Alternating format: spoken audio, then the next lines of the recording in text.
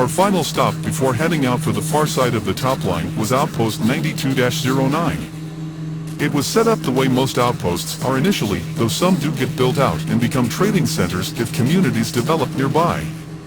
Outpost 92-09 had no such chance. Its location was situated specifically for patrol support and resupply, in one of the few level areas in a wide expanse of uninhabitable mountains that ran throughout the central north quarter of the Outlands. An outpost was a very simple, yet sturdy structure made entirely of plaques. It had a shelter that was large enough to hold a jumper and comfortably housed up to 6 guardians for an extended period. There's nothing remarkable about an outpost. From the outside, it looks like a simple box.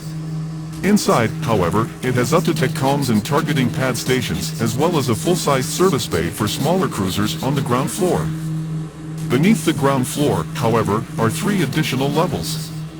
One that serves as the resident crew's living and recreation quarters, then 2 additional floors below for maintenance, support supplies, and additional long-term storage.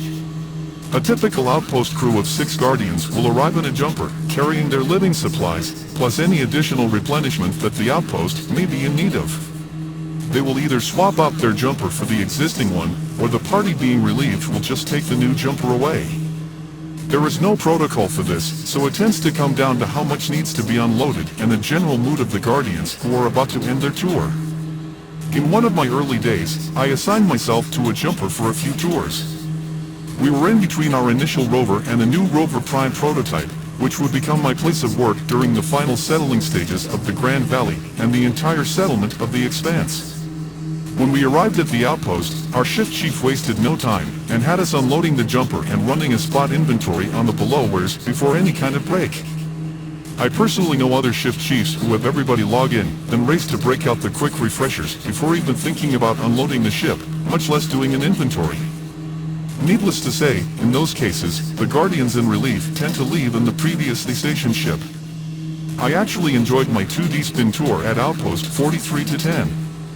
Like I said, the shift chief ran a tight ship.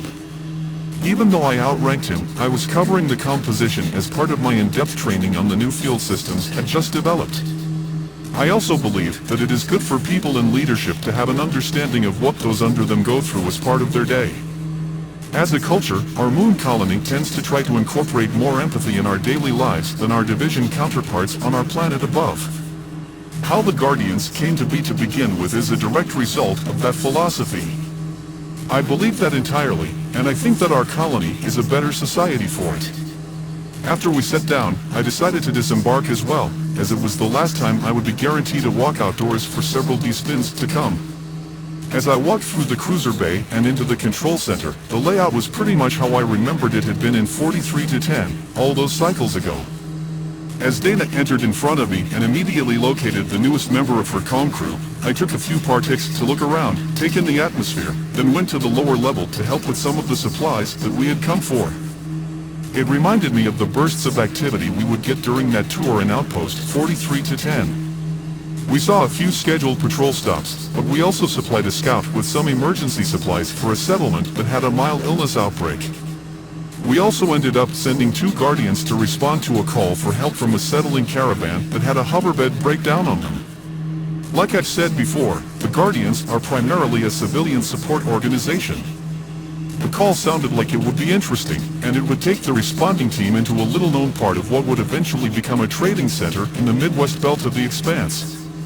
I actually requested to go on the response, but the shift chief declined me. And even though I outranked him, I remained at the comms, where he said he needed me most. Shift chiefs are team leaders on tours that are ground-based. So, instead of calling them navigators when they aren't going anywhere, we decided to call them shift chiefs. And it takes a special skill to be a good one, because flying around is one of the great things about being a guardian, and shift chiefs are never in the air. So, for most of them, taking the assignment is a privilege, but with a bit of a sacrifice.